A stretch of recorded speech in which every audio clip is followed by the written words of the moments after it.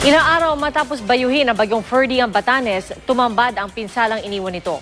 Problema ng maraming residente ang kawalan ng matitirhan, pagkain at inuming tubig. Yan ang tinutukan ni Marisol Abduraman, exclusive.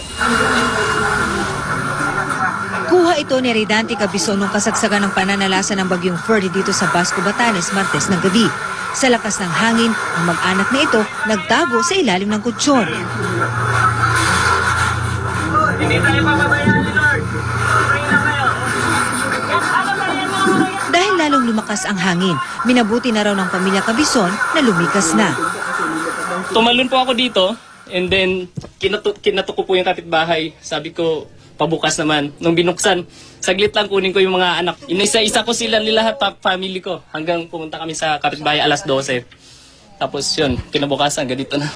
Dito muna sila sa eskwelahan tumutuloy kasama ang 8 pang pamilyang nawalan din ng tirahan. Bukod po sa medyo siksikan, hirap po kami sa tubig, ma'am. Ang ali namang ito, naiyak na lang habang ikinikwento ang bagsik na bagyong Ferdy na pinakamatindi raw sa kanyang karanasan.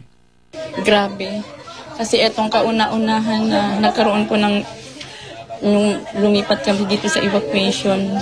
5 araw nang nakalipas simula na manalasa ang bagyong Ferdy dito sa Batanes, pero bakas pa rin ang pinsalang iniwan nito dito sa probinsya. Sa Basco, pinadapa ng bagyo ang mga puno at pananim. Winasak din ang mga bahay. Matindi ang pinsala nito sa isla ng Itbayan na kanina lang narating ng mga otoridad. Ito yung pinakamalakas na bagyong dumapong sa amin dito sa Batanes. Marami hong nawalan ng bahay. Umaabot na sa 349 million pesos ang halaga ng nasirang infrastruktura dito sa Basco. Halos 65 million naman sa bayan ng Itbayan. Noong Huwebes, isinailalim na sa state of calamity ang buong probinsya. Mula rito sa Batanes, Marisol Abduraman, Nakatuto, 24 Oras.